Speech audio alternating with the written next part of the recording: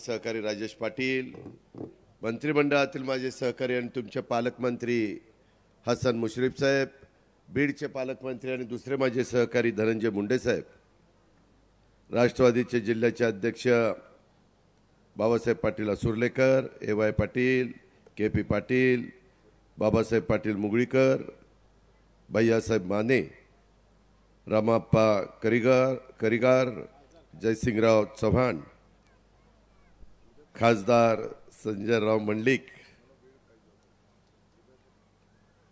प्रियंका आपल्या नूलच्या सरपंच प्रियंकाताई यादव, केडीसीचे चेअरमन संतोष पाटील, सतीश पाटील, तसंच उपस्थित असणारे दीपकराव जाधव, महाबळेश्वर चौगुले, राजेश पाटील औरनारकर, मुन्ना नायकवाडी, जयकुमार मुंदोडी, अभिजित पाटील, ऐवाळेच्या सौभाग्यवती साधनाताई ऐवाळे, हरळीच्या हरळीखुर्दच्या सरपंच चंद्रकांत राजे, उपसरपंच हरळीखुर्दचे आणि त्यांच्या सदस्यांनी आज आपल्या सगळ्यांच्या साक्षीनं प्रवेश केला आहे.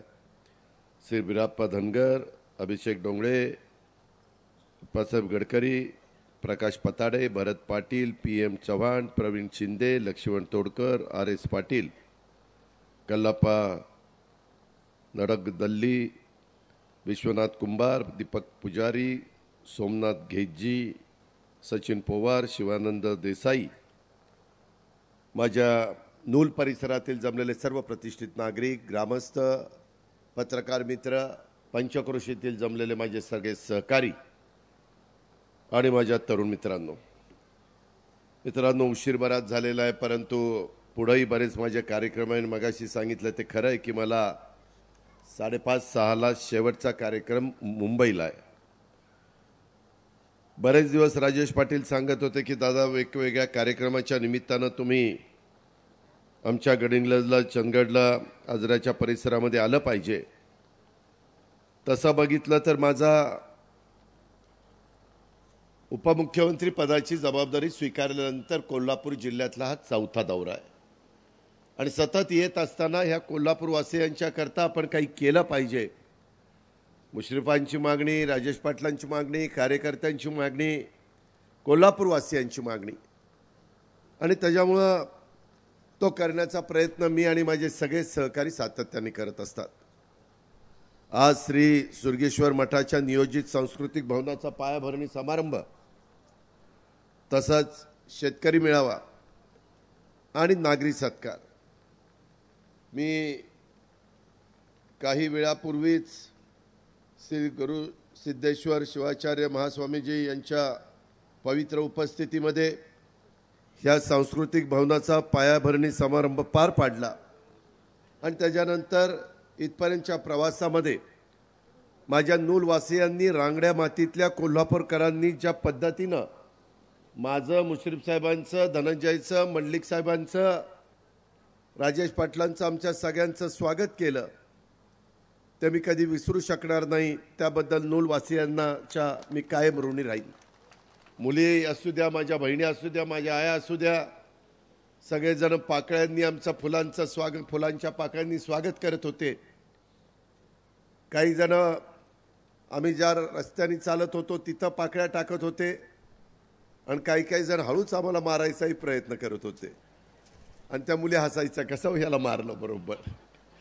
मित्रांनो, गमतीचा भाग जाऊ द्या, शेवटी आपल्या मुली आहेत, शाळेतल्या मुली आहेत, शिकतायत.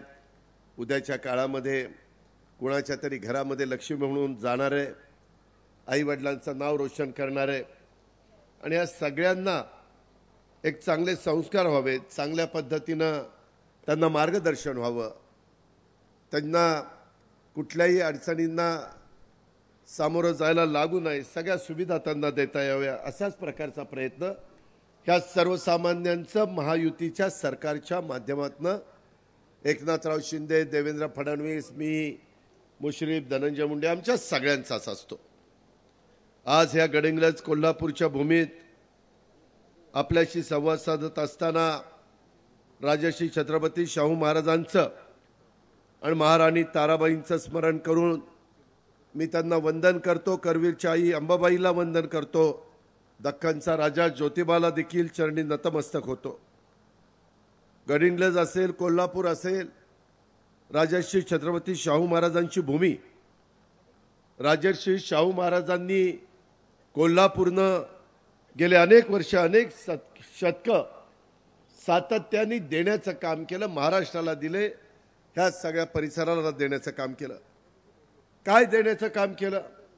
सामाजिक न्यायाचा विचार असेल, पुरोगामी चळवळीला बळ देण्याचं काम असेल, राज्यातल्या विद्यार्थींना मदत करण्याचं काम असेल, शिष्यवृत्ती देण्याचं काम असेल, कोल्हापूरनं राज्याला आणि ज्यांच्यामध्ये विद्वत्ता होती, गुणवत्ता होती, जे निश्चितपणे आर्थिक परिस्थितीमुळे पुढे जाऊ शकत नव्हते, अशाही अनेक त्या काळातल्या मुलांना मुलींना एक चांगल्या प्रकारे पाठबळ देण्याचं काम या कोल्हापूरवासियांनी केलं।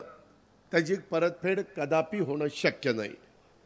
कोल्हापूरवर आणि कोल्हापूरकरांच्यावर माझं विशेष प्रेम आहे। त्याचप्रमाणे कोल्हापूरकरांनी देखील हा स्नेह, जिव्हाळा हा जपलेला आहे आणि तो कायम जपलेला आहे।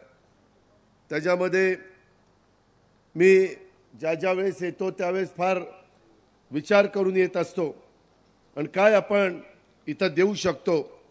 आज आध्यात्मिक, शैक्षणिक, सांस्कृतिक विकासामध्ये इथल्या मठाचं भरीव अशा प्रकारचं योगदान आहे।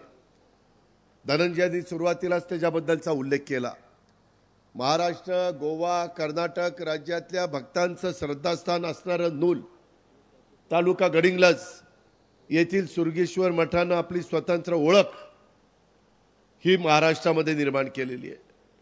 सीमा भागातील जनतेला आध्यात्मिक, शैक्षणिक, सांस्कृतिक विकासात ह्या मठांनी भरीव अशा प्रकारचं योगदान राहिलेलं आहे। संत बसवेश्वरांच्या काळापासून ह्या मठाला एक वैभवशाली अशा प्रकारची परंपरा आहे। सुरगेश्वर मठाचं बसवलिंगय्या स्वामी यांनी धर्मप्रसारासाठी सर्वत्र फिरत असताना नूल येथेच येऊन सुरगेश्वर मठाची स्थापना केली। गुरु शिष्यांनी मठाचं महाद्वार बनवलं। अतिशय कलात्मक, सुंदर अशा प्रकारची माडी आणि सुरगेश्वर मठाची शान आहे। नूलच्या जडणघडणीमध्ये या मठाच्या अमूल्य अशा प्रकारचं योगदान आहे। मठावर भाविकांची देखील आढळ अशा प्रकारची श्रद्धा आहे। नैसर्गिक आपत्तीत, संकट काळामध्ये, अडीअडचणीमध्ये गोरगरिबांना मदत करण्यात सुरगेश्वर मठाने एक आदर्श निर्माण केलेला आहे। मठाचे थोरले मठाधिपती चंद्रशेखर शिवाचार्य स्वामीजींनी करोना काळात आपला वाढदिवस साजरा न करता नागरिकांना अन्नधान्याचं वाटप करून सामाजिक बांधिलकी जोपलेली आपण सगळ्यांनी अनुभवलेली आहे। सुरगेश्वर मठाचे 12वे मठाधिपती म्हणून काम करत असताना त्यांनी धार्मिक, आध्यात्मिक आणि लिंगायत तत्वाचा प्रचार प्रसार केला। सीमा भागात अनेक मठ मंदिराची त्यांनी उभारणी केली। गुरुकुल पद्धतीनं वैदिक ज्ञान दिलं। मठाच्या विहिरीतून गावाला पाणी पुरवठा केला। आपल्या कालावधीत त्यांनी 1.5 कोटी रुपये खर्च करून आपल्या मठाचा जीर्णोद्धार केलेला आपण सगळ्यांनी पाहिलेला आहे। आपला कार्यक्रम ज्या ठिकाणी सुरू आहे त्या इंदिरा देवी जाधव न्यू इंग्लिश स्कूल आणि लक्ष्मी नागरी पतसंस्था यांच्या उभारणीमध्ये देखील त्यांचा सिंहाचा वाटा आहे। 3 वर्षापूर्वी म्हणजे 27 ऑगस्ट 2021 रोजी उपाचार्य रत्न चंद्रशेखर शिवाचार्य स्वामीजी यांचं महानिर्वाण झालं। ते लिंगैक्य झाले। त्यांना मी भावपूर्ण आदरांजली अर्पण करतो। समाजाच्या उद्धारासाठी सामाजिक प्रबोधनाची हीच परंपरा आज मठाधिपती श्री गुरु सिद्धेश्वर महास्वामीजींनी समर्थपणे पुढे नेताना आपण सगळेजण पाहतोय। त्यांच्या पुढाकारातूनच नूल परिसरामध्ये सुरू असलेलं आध्यात्मिक, सामाजिक, सांस्कृतिक विकासाचं काम आपल्या कोल्हापूरच्या, महाराष्ट्राच्या नव्याने होणाऱ्या उभारणीत निश्चित उपयुक्त ठरेल याबद्दल माझ्या मनामध्ये तीळमात्र शंका नाही। मगाशी मी तो प्लॅन बघितला। 1.5 एकर जागेमध्ये खाली 10,000 स्क्वेअर फीटचं बांधकाम आहे, वर 10,000 स्क्वेअर फीटचं बांधकाम आहे। तिथं काही लग्न कार्य करायचं म्हटलं तरी करता आलं पाहिजे. काही वेगवेगळ्या प्रकारे विचार मांडण्याचा सांगण्याचा प्रयत्न झाला तरी तो सांगता आला पाहिजे. पुढं मागं पार्किंगची व्यवस्था फार चांगला प्लॅन केला आहे. जवळपास 4 कोटीपेक्षा जास्त रक्कम त्याला लागणार आहे आणि सुरुवातीच्या काळामध्ये राजेश पाटील सगळ्यांनी मिळून 1 कोटी रुपयाची मदत त्या बाबतीमध्ये केलेली आहे. शेवटी काम हातामध्ये घेतल्यानंतर त्या उभारणीपर्यंत पूर्ण होईपर्यंत कधी काही कमी पडेल असं मला अजिबात वाटत नाही. सगळ्यांच्या दानशूर ह्याच्यातून दानशूरपणातून हे सगळं काम पूर्णत्वाला जाईल याबद्दलची खात्री आपण देखील बाळगावी अशा प्रकारची माझी आपल्याला सगळ्यांना ह्या कार्यक्रमाच्या निमित्तानं विनंती आहे. मित्रांनो, एकंदरीतच ह्याच्यातून जे काम होणार आहे ते काम आपल्या कोल्हापूरच्या सामाजिक, सांस्कृतिक, आध्यात्मिक, वैचारिक चळवळीला एक नवं व्यासपीठ आणि त्याच्यामध्ये दिशा देणारे गती मिळणारे या सांस्कृतिक भवनाचं काम लवकर पूर्ण व्हावं यासाठी देखील आपल्या सर्वांच्या साक्षीनं मी मनापासून शुभेच्छा देतो. समाजाच्या विकासासाठी, निकोप समाज निर्मितीसाठी लोकांनी एकत्र येणं, त्यांच्या चर्चा करणं, संवाद करणं, ते घडवून आणणं आवश्यक असतं. ही संधी अशा सांस्कृतिक भवनाच्या माध्यमातून निश्चितपणे होईल. हे ह्या सगळ्या लोकांना एकत्र आणण्याचं काम करेल. सर्व जाती धर्माच्या लोकांच्यामध्ये जातीय सलोखा निर्माण करेल. शिवशाहू फुले आंबेडकर विचारानं इथल्या सगळ्यांना, महाराष्ट्रातल्या जनतेला देखील एक चांगल्या प्रकारचा विचार पुढे नेण्याचं काम देखील इथून होईल. ही पण खात्री आपण सगळ्यांनी बाळगावी. मित्रांनो, आम्ही देखील ज्या महायुतीच्या सरकारमध्ये काम करतोय, मगाशी अनेकांनी त्याचा उल्लेख केला, जयसिंगरावांनी केला, राजेशजींनी केला, संजय मंडलिक साहेबांनी केला, मुश्रीफांनी केला, धनंजयनी केला. आमची भूमिका हीच आहे की समाजातल्या, बहुजन समाजाच्या शेवटच्या माणसाचं, त्या महिलेचं, त्या मुलामुलींचं भलं झालं पाहिजे. सत्ता येत असते, सत्ता जात असते, सत्तेचा ताम्रपट तर कोणीच घेऊन आलेलं नाहीये ह्याची पण मला जाणीव आहे. परंतु आम्ही सरकारमध्ये काम करत असताना 1.5-2 वर्ष आमची सुरुवातीला करोनामुळे अडचणीत आली. मला अर्थमंत्री म्हणून माझ्या कोल्हापूरला, माझ्या महाराष्ट्राला, विदर्भ, मराठवाडा, पश्चिम महाराष्ट्र, उत्तर महाराष्ट्र, कोकण ह्या सगळ्या भागामध्ये निधी द्यायचा होता. परंतु माणसं वाचवणं, सगळ्या प्रकारच्या सुविधा देणं, ऑक्सिजन प्लांट उभे करणं, त्याच्यामध्ये जम्बो हॉस्पिटल उभं करणं, ॲम्ब्युलन्स म्हणू नका, पॅरामेडिकल स्टाफ म्हणू नका, नर्सेस म्हणू नका, पोलीस यंत्रणा म्हणू नका, स्वच्छता दूत म्हणू नका, ह्या सगळ्याला आम्हाला अधिक प्राधान्य द्यावं लागलं होतं. उलाढाल थांबलेली होती, टॅक्स येत नव्हता, पगार करावे लागत होते, पेन्शन द्यावं लागत होतं. परंतु त्याच्यातून ह्या महाराष्ट्राला एक मार्ग दाखवण्याचं काम, पुढं नेण्याचं काम आम्ही लोकांनी केलं. नंतर काही राजकीय घडामोडी घडल्या. त्या घडामोडी घडल्यानंतर आम्ही सगळ्यांनी विचार केला की बाबा उद्याच्याला, आजच्या घडीला देशामध्ये पंतप्रधान नरेंद्र मोदींच्या शिवाय दुसरा कुणी नेता आज एवढा धाडसानी आपल्या भारताला पुढे नेत असताना दिसत नाही. त्यांचा विजन आहे. त्यांनी चांगल्या प्रकारची देशात विमानतळं केलीत, चांगल्या प्रकारच्या वंदे भारत ट्रेन सुरू केल्यात, चांगल्या प्रकारे घरकुलाचा कार्यक्रम देशामध्ये राबवला, गोरगरिबांच्या करता ज्याचा उल्लेख धनंजयनी केला, पंतप्रधानांचे 6,000, राज्याचे 6,000, 12,000 रुपये महिना आपण महाराष्ट्रातल्या, 12,000 रुपये वर्षाला आपण महाराष्ट्रातल्या आमच्या शेतकरी बांधवांना सुरू केले. त्यांच्या मालाला भाव मिळावा म्हणून आम्ही प्रयत्न करतोय.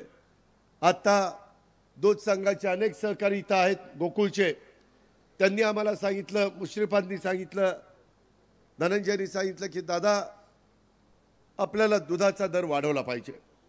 मार्केट तर कमी झालं, शेवटी म्हशीच्या दुधाला दर आहे, गोकुळ तो तुम्हाला देत आहे, पण गाईच्या दुधाचं काय? शेवटी गाईला लिटरला 5 रुपये राज्य सरकारच्या तिजोरीतून माझ्या शेतकऱ्याला देण्याचं काम आम्ही सुरू केलेलं आहे। मित्रांनो, अशा पद्धतीनं हे आम्ही का केलं तर त्याच्यातून माझ्या शेतकऱ्यांनी सुरू केलेला दुधाचा धंदा हा टिकला पाहिजे, हा चालला पाहिजे, अशा प्रकारची आमची सगळ्यांची भूमिका होती। म्हणून आम्ही सगळ्यांनी ह्या प्रकारचे निर्णय घेतले। इतर पण 1 रुपयामध्ये पीक विमा उतरवण्याचं काम असेल, इतर अनेक गोष्टी असतील।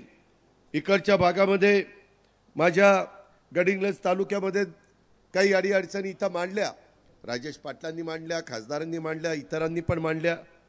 इथं दुष्काळाच्या बाबतीमध्ये 40 तालुके आपण महाराष्ट्रात निवडले, परंतु गडिंग्लज तालुक्यातील एकूण 7 महसुली मंडळ त्यातील 95 गावं ही दुष्काळामध्ये येतात, म्हणून त्यांनाही आपण त्याच्यामध्ये मदत करण्याचा निर्णय हा घेतलेला आहे। मदत पुनर्वसन खाता आमचेच राष्ट्रवादीचे अनिल भाईदास पाटील यांच्याकडे, त्यांच्या माध्यमातून आम्ही तुम्हाला मदत करू। त्याच्यामध्ये मुश्रीफ साहेब, राजेश पाटील सगळे लक्ष ठेवतील, याही बद्दलची खात्री आणि विश्वास मी आपल्या सर्व सहकाऱ्यांना देतो।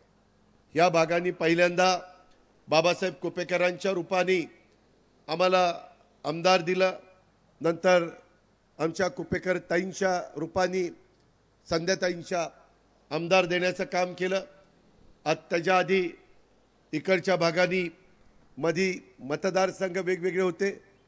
नरसिंग गुरुनाथ पाटील देखील गडिंग्लजमधून प्रतिनिधित्व करत होते, नंतर फेररचना झाली आणि त्याच्यातनं राजेश पाटील हे देखील अतिशय उत्तम प्रकारचं काम हे तुमच्या सगळ्यांचं प्रतिनिधित्व आमच्या विधिमंडळामध्ये करतात। अनेक कामं घेऊन माझ्याकडे येतात, पाठपुरावा करतात, दादा हे झालं पाहिजे, माझ्या लोकांच्या करता केलं पाहिजे, हा सतत आग्रह त्यांचा असतो आणि त्याच्यामुळेच अनेक कामं मार्गी लावण्याचा प्रयत्न मी, मुश्रीफ साहेबांनी, बाकीच्या सगळ्या सहकारी मित्रांनी या निमित्तानं केलेला आहे।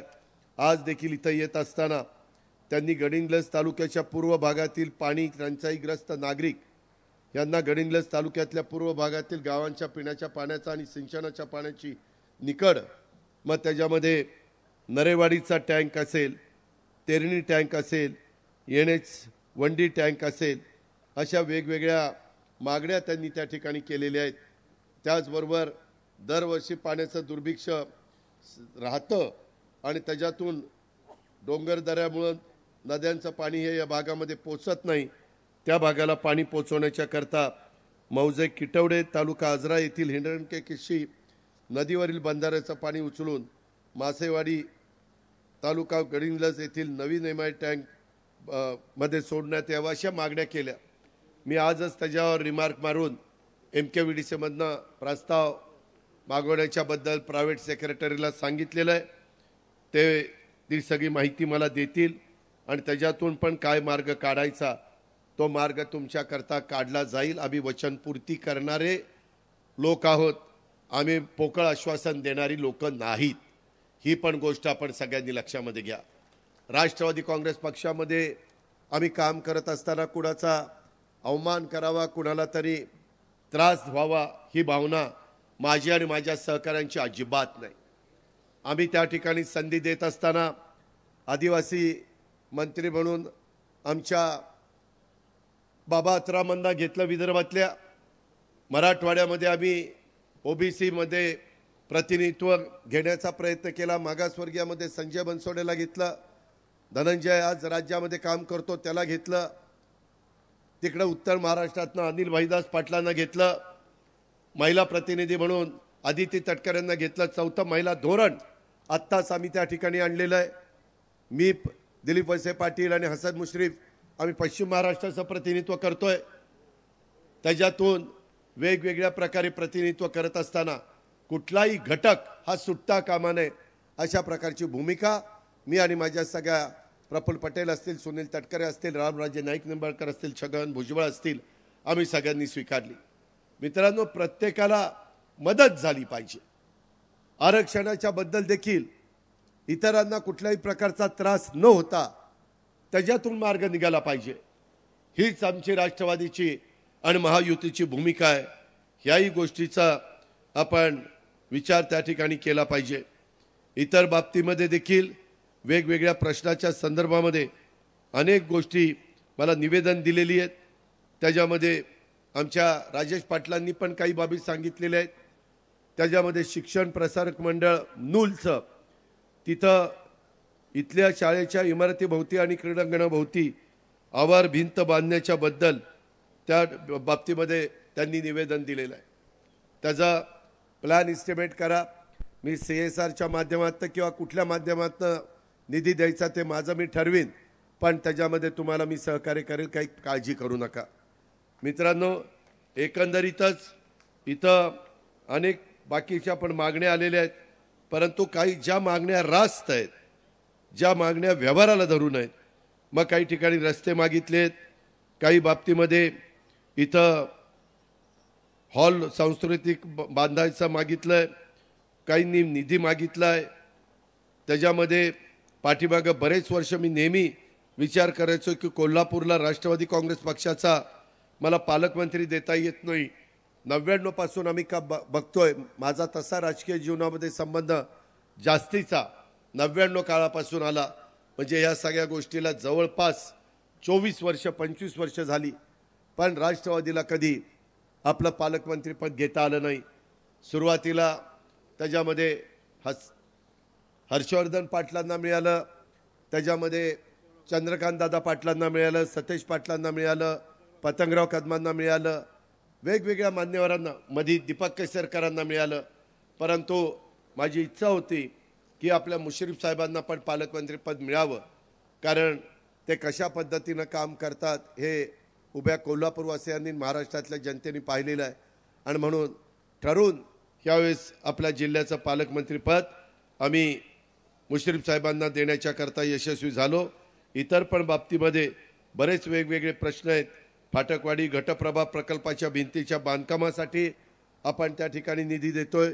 सामाजिक न्याय आणि हाच मूलाधार ह्याच्यातून आपण अंबाबाई मंदिर असेल, ज्योतिबा मंदिर असेल, त्याच्यामध्ये रंकाळा असेल, पन्हाळा असेल, विशाळगड असेल, पारगड किल्ला असेल, इथं पर्यटनाच्या करता आपण निधी देण्याच्या बद्दल केंद्र सरकार पण पाठपुरावा करतोय। आपल्या इथली कोल्हापूरची जगप्रसिद्ध कुस्ती त्याला प्रोत्साहन देण्याच्या करता तालमींना देखील मदत करण्याची भूमिका आम्ही लोकांनी केलेली आहे। काळंबवाडीच्या धरणाची गळती रोखण्याच्या करता देखील आपण 40 कोटी रुपयाची तरतूद केलेली आहे। राहिलेले पुढच्या वर्षी 40 कोटी रुपये देणार आहे। या जिल्ह्याला इंटरनॅशनल कन्व्हेन्शन सेंटर उभारण्याच्या करता IT पार्कमध्ये शेंडा पार्क येथील 32 हेक्टर जागा हस्तांतरित करण्याचं काम आम्ही सगळेजण करतोय। आणि अशा अनेक गोष्टी हे पूर्णत्वाला नेण्याचा मित्रांनो आमचा सगळ्यांचा मनापासूनचा प्रयत्न आहे। तुमच्या मध्ये मागणी होती की दादा काही करा, परंतु आमच्या पाण्याचे दर इतके वाढलेले आहेत, कमी करा। मित्रांनो, त्याची ऑर्डर काढली आणि पुन्हा पूर्ववत पाण्याचे दर केले, 10 पट वाढले होते। मी तर ते बघितल्यावर आश्चर्यचकित झालो। मी म्हटलं हे काय चाललंय आपलं? आपलं शेतकऱ्यांचं सरकार आहे, सर्वसामान्यांचं सरकार आहे, आणि शेतकरी काय म्हणतील, बळीराजा माझा समाधानी राहायला पाहिजे। आणि म्हणून तोही निर्णय आपण घेतला। त्याचबरोबर आणखीन एक निर्णय आम्ही घेतलेला आहे, साखर कारखान्याच्या बाबतीमध्ये काही एक वेगळा निर्णय डिस्लरीच्या संदर्भातला झालेला आहे, त्यालाही ते आम्ही पाण्याचा दर कमी करण्याच्या करता ऑर्डर पुढच्याच आठवड्यामध्ये मी तुम्हाला देण्याचं काम करतोय। जिथं जिथं शेतकऱ्यांना डायरेक्ट इनडायरेक्ट मदत होईल ती मदत करण्याची आमची भूमिका आहे। कोजनच्या बाबतीमध्ये देखील पैसे आता कमी केलेले आहेत, परंतु त्याला अनुदान देण्याच्या बद्दल पण मी आणि आमचे सगळे सहकारी मित्र त्या पद्धतीनं विचार करतायत। आणि बरेच दिवसाचं माझ्या कोल्हापूरवासियांचं दुखणं आहे, आणि ते म्हणजे वंचित शेतकऱ्यांना प्रोत्साहन अनुदानाचा लाभ देण्याबाबत। काय झालंय, आम्ही मागे महाआघाडीचं सरकार असताना वेळेत परतफेड केलेल्यांना 50,000 रुपये जाहीर केले, 2 लाखापर्यंत शेतकऱ्यांना आम्ही कर्जमाफी केली। परंतु त्याच्यात बाकीच्या गोष्टी झाल्या। भूविकास बँकेचं कर्ज माफ केलं, 7/12 वरून भूविकास बँक काढून टाकली। त्यांच्या कर्मचाऱ्यांना अधिकाऱ्यांना 250 कोटी रुपयाचे पेमेंट करून टाकलं, आणि काही हजार कोटी रुपये शेतकऱ्यांचे 35,000 कोटी रुपये माफ केले। ह्या सगळ्या गोष्टी करत असताना महाराष्ट्रात विशेषतः माझ्या कोल्हापूर परिसरामध्ये मुश्रीफ साहेब तर सारखं मला सांगतात की सहकार खातं दिलीपरावांकडे आहे, वित्त खातं तुमच्याकडे आहे, मग का काम होत नाही?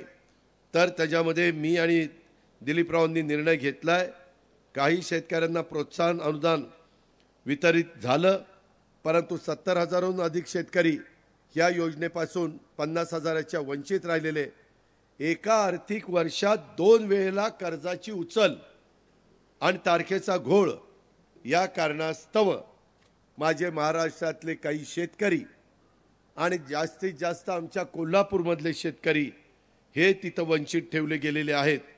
चालू वर्षात पडलेल्या दुष्काळामुळं शेतकरी अडचणीत आलेला आहे। शेतकरी मोडला तर राज्य मोडेल आणि त्याच्यामुळं त्या शेतकऱ्याला पुन्हा ताठ मानेनं उभं करण्याच्या करता माझा आणि मुश्रीफांचा, धनंजयचा, मुख्यमंत्री एकनाथराव शिंदे साहेबांचा, देवेंद्र फडणवीस साहेबांचा, सगळ्यांचा आमचा प्रयत्न आहे की लोकसभेची आचारसंहिता सुरू व्हायच्या आत ह्या शेतकऱ्यांचे 50,000 रुपये त्यांच्या अकाउंटला पाठवायचे। त्याच्याबद्दल आपण काळजी करू नका आणि त्याच्यातून हा तात्काळ योजनेचा लाभ देण्याच्या संदर्भामध्ये आमच्या शेतकऱ्यांची पण मागणी आहे आणि पालकमंत्र्यांची पण मागणी आहे।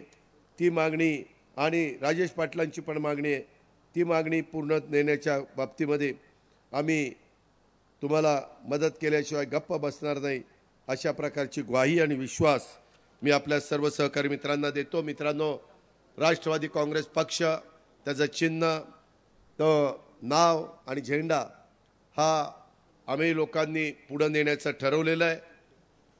घड्याळ तेच, वेळ नवी, ते करत असताना मी आपल्याला शब्द देतो, मी पण शेतकऱ्याच्या पोटी जन्माला आलेलो आहे। मला शेतकऱ्यांच्या प्रश्नाची जाण आहे।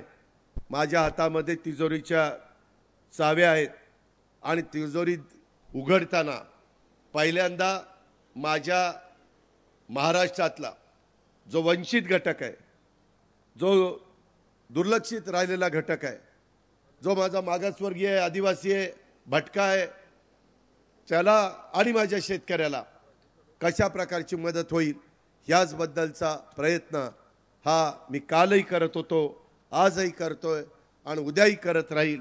ह्याबद्दलची ग्वाही मी आजच्या ह्या शेतकरी मेळाव्याच्या कार्यक्रमाच्या निमित्तानं माझ्या शेतकरी समाजाला देतो। ऊसाच्या बद्दल इतर पण काही प्रश्न आहेत, ते सोडवण्याच्या करता केंद्राची आम्ही मदत घेतोय, ज्याचा उल्लेख मगाशी आधीच्या वक्त्यांनी केलेला आहे। राज्य सरकार आपल्या विचाराचं आहे। केंद्रामध्ये तिसऱ्यांदा ह्या देशाचा पंतप्रधान नरेंद्र मोदी साहेबांना आपल्याला करायचं आहे। त्यांच्या विचाराचे खासदार माझ्या महाराष्ट्रातनं 48 पैकी जास्तीत जास्त खासदार दिल्लीमध्ये आपल्याला निवडून पाठवायचे आहेत आणि दिल्लीतल्या मोठ्या मोठ्या योजना, केंद्राचा निधी हा तुमच्या माझ्या राज्याकरता चांद्यापासून बांद्यापर्यंत या महाराष्ट्राचा विकास करण्याच्या करता, आर्थिक सुबत्ता देशामध्ये सर्वात जास्त महाराष्ट्रामध्ये येण्याच्या करता आपल्याला सगळ्यांना कटिबद्ध राहायचं आहे। त्याबद्दल तिळमात्र शंका तुम्ही मनामध्ये बाळगू नका। विरोधक आरोप करतायत, बदनामी करतायत, काही गोष्टी घडतायत, मी नाही म्हणत नाही।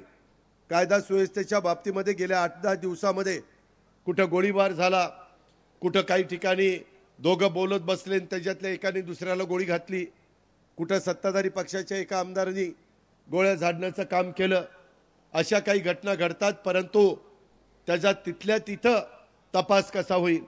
कुणी मोठ्या बापाचा असला, कुणी सत्ताधारी पक्षाचा असला तरी त्याला पाठीशी घालण्याचं काम हे आमच्या लोकांच्याकडनं होणार नाही।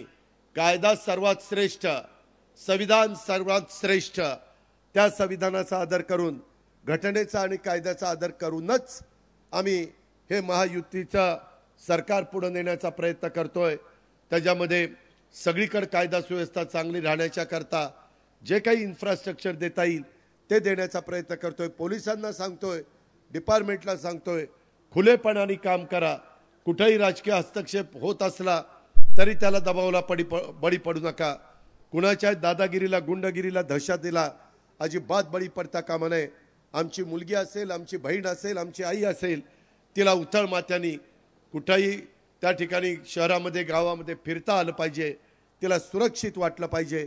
कुठल्याही समाजातल्या घटकाला माझा विचार हे सरकार करत नाही, मला असुरक्षिततेची भावना माझ्या मनामध्ये निर्माण होते, ही गोष्ट कदापि होता कामा नये.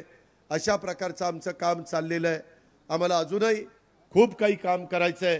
त्याकरता तुमच्या आशीर्वादाची गरज, तुमच्या भरभक्कम पाठिंब्याची गरज ही आम्हाला हवी आहे आणि ती निश्चितपणे माझ्या महिला भावाच्या नात्याने आम्हाला देतील, त्याच्यामध्ये पुरुष मंडळी पण देतील.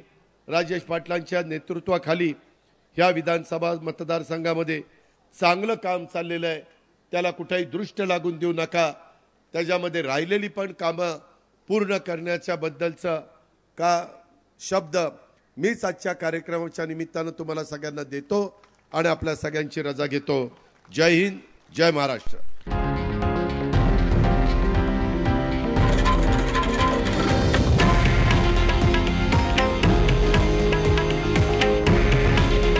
हे आहे देशातील नंबर 1 न्यूज नेटवर्क आणि आपण पाहत आहात TV9 मराठी. काळजी तुमची, हित महाराष्ट्राचं.